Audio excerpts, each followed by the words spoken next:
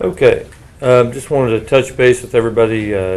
Yesterday morning at about 4:20 in the morning, we had a fire reported at in the 6200 block of East Eilerts, which is basically at Woodlawn and Kellogg area.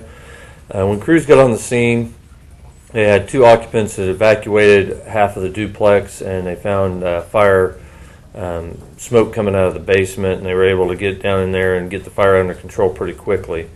Subsequently, investigators from the Fire Investigation Unit responded out and determined that the fire was intentionally set and started working the case and throughout the day.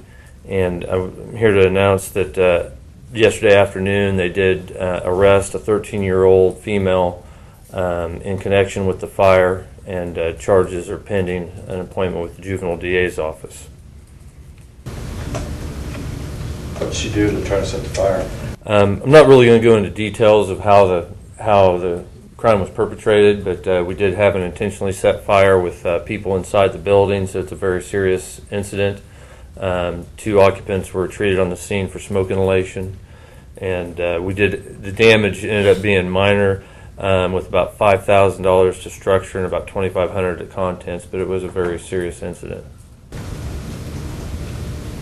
Can you say anything about where you found her and how that went? We'd been looking for her, and actually a sheriff's deputy found her out and about. So we conducted several interviews, and we're finding several people throughout the course of the day, both the investigation unit and Wichita Police Department.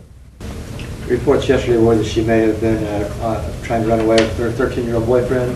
Was she found with anyone else, or do you know? No, she was found by herself. Forgive me, was she, did she live there in that building?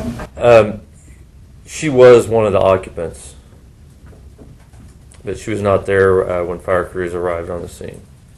We were initially told there were three adults in that structure. It may have been in two different sides of the duplex or something. But correct. There's two in one half and one in the other half.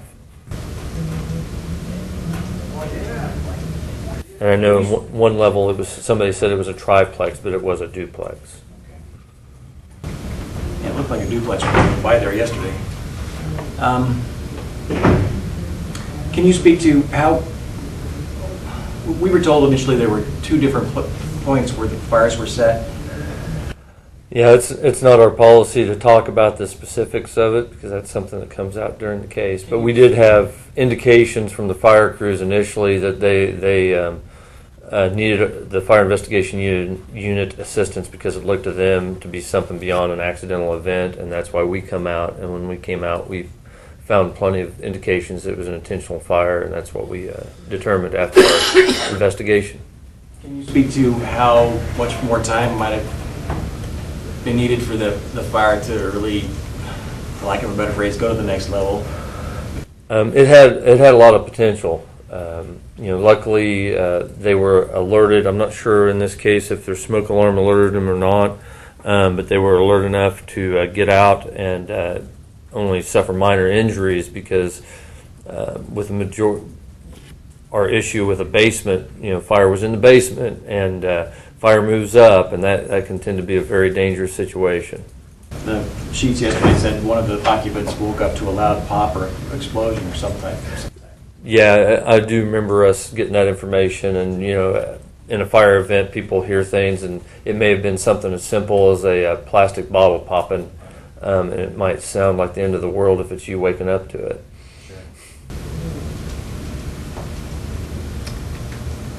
Anything else? Were you able to determine if there was a working smoke detector in either of the duplex? I believe there was. I don't have that information in front of me, but I believe there was from our investigators. Is there a smoke alarms? Is there a teaching moment from any of this, so to speak, or this is a reminder of? Right now, the biggest thing we want to focus on is what we usually talk about as escape. When you start determining that there's something going on, get out. We can figure out what happened later, but get out first. Make sure everybody's out of the house, so you can tell the fire crews when you get there. Just what we tell every little kid when we go into the schools. Get out, stay out, call 911, have a meeting place, and that way that the professionals can get there and take care of you and take care of your stuff. Sounded like, based on what we were told yesterday, that one or more of the occupants may have gone down into the basement to see what was going on or to see if they could find the 13-year-old. Do you have anything on that? I don't have any information on that. As far as I'm aware, they may have poked their head in there, but I think most of the entry into the basement was all by fire crews.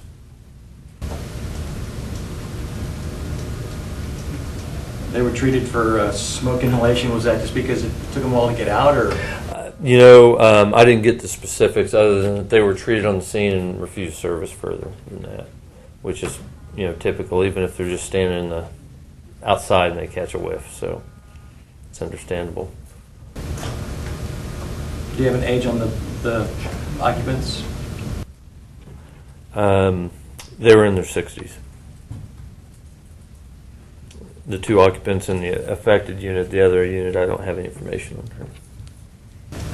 Were the two occupants in the affected unit, then were those two occupants somehow related to this young lady? There is some relation, but I'm not really going to get into that any further. We're talking about a juvenile, and we're talking about potential charges until charges are filed, and juvenile, that gets a little sticky. So until we can meet with the district attorney and see what we're going to pursue, that's where we're at.